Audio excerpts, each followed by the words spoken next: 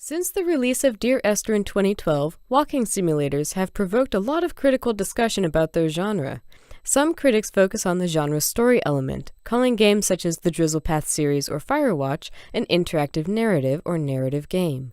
Other walking simulators, such as Lifeless Planet and Everybody's Gone to the Rapture, focus on exploration and unveiling the story in as much detail as the player has the patience and curiosity for. One of the few consistent traits of walking simulators is the use of detailed spatialized soundscape. With a dearth of enemies to fight or tools to use, this soundscape comes to the forefront of the player's attention alongside the story.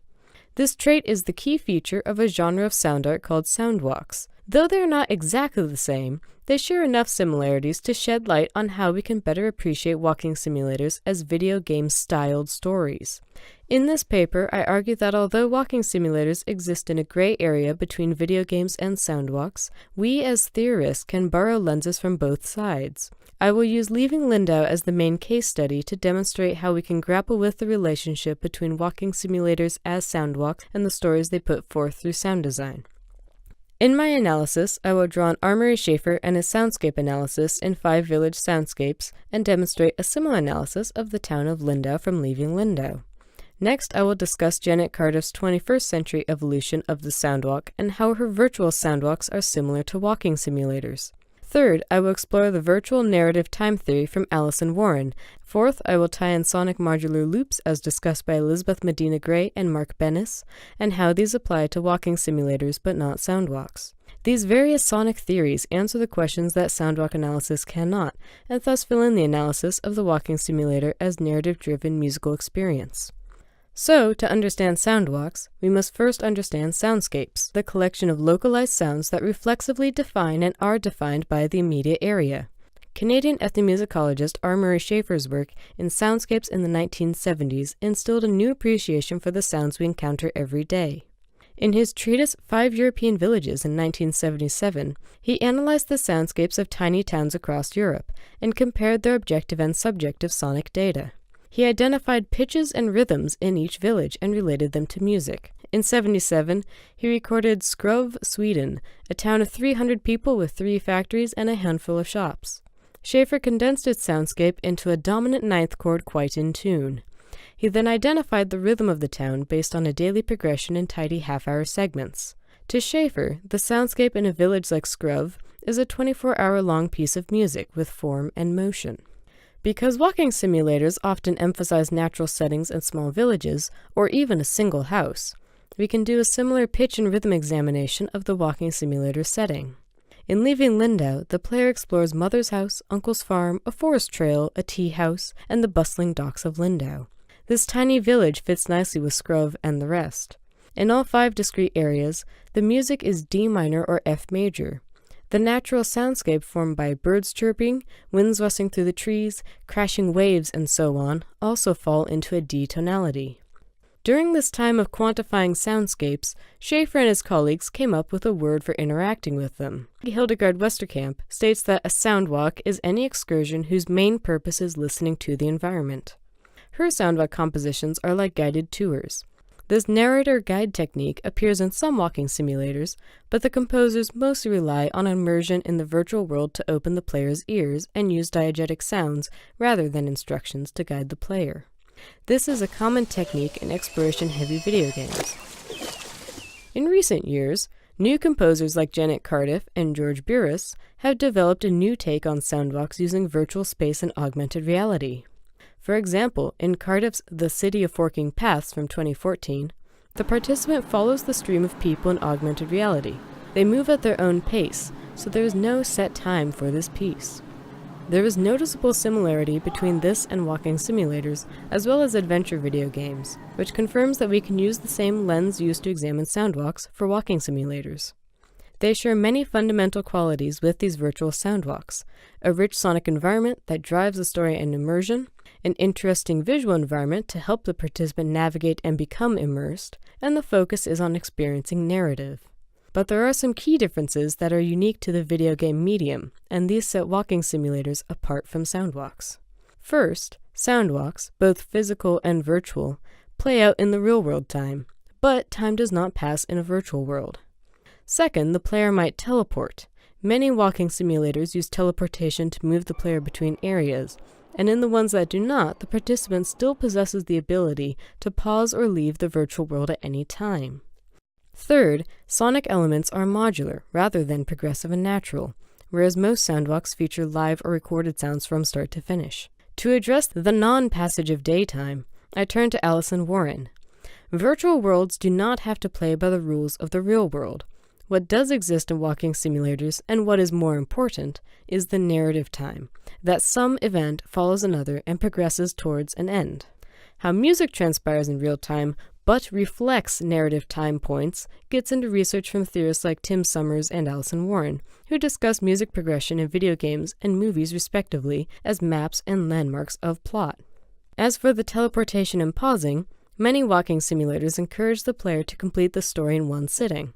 I posit this is a major factor in why walking simulators are rarely longer than 4 hours, so that the player does not lose interest or stamina and lose their immersion.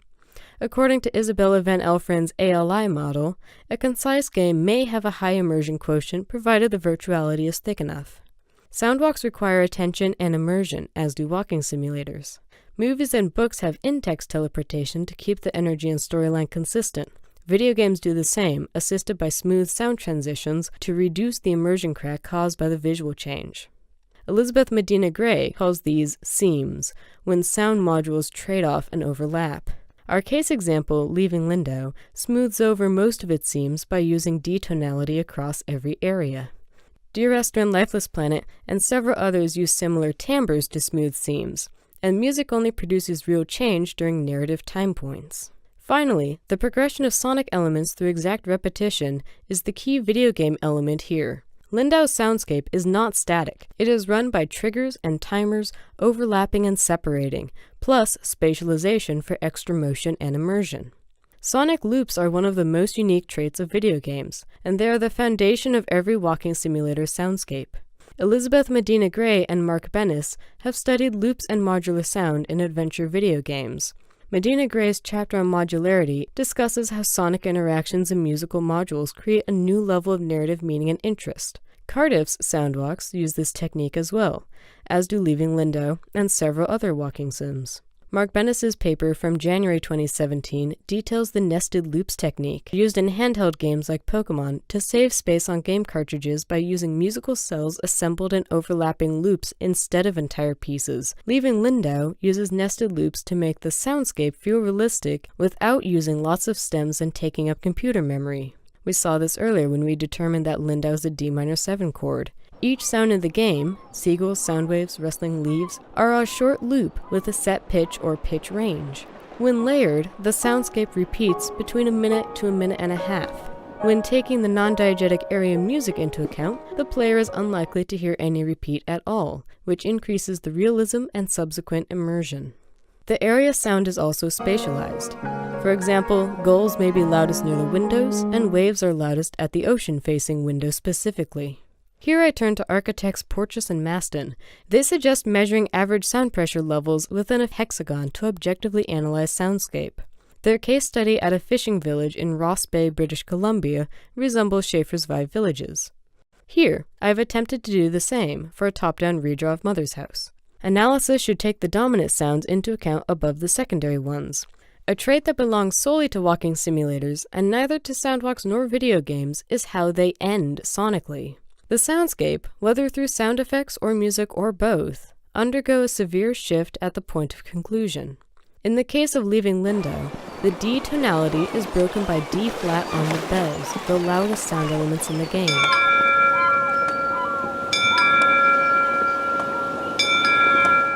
It then returns to D and to the opening scene in a cruelly ironic loop.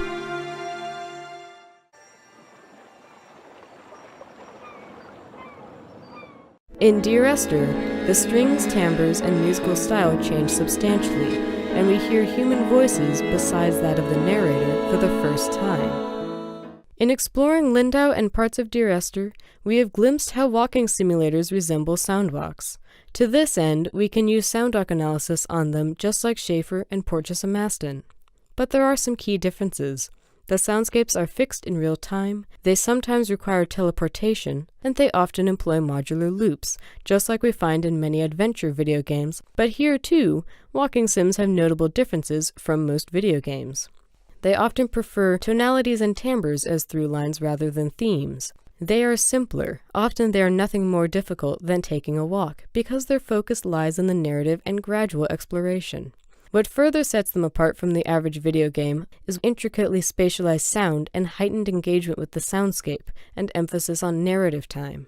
Participation and movement, in a sense, create the soundwalk. In many walking simulators, the story comes piecemeal, but the player can learn and appreciate a good deal from the soundscape they move through, from the soundwalk that they make at their own pace.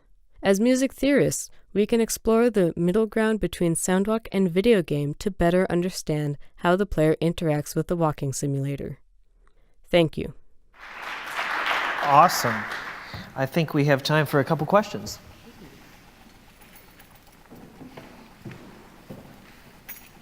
I'll start by saying I cut about 20 minutes of examples, so you got 1 minute of examples. Thank you. That was incredibly compelling. I just had a quick question. Could you elaborate a little bit on the quite in tune D major 9 thing? How did they arrive at that exactly? Maybe I missed something, but. So that's in Schaefer's book. That's a thing he says, after recording it and being there for 24 hours, well, he's obviously there for longer than 24 hours. He goes to different areas, so you can also track how sounds move around if there's human traffic. So he comes up with, these, I think, 5 major notes. So there's the hum of the main refrigeration unit in the shopping center, and there's, the factories have different sounds, kind of the average traffic. So he's like, these are the overall sounds, and they form a fantastic D minor 9 chord. Wow. One more?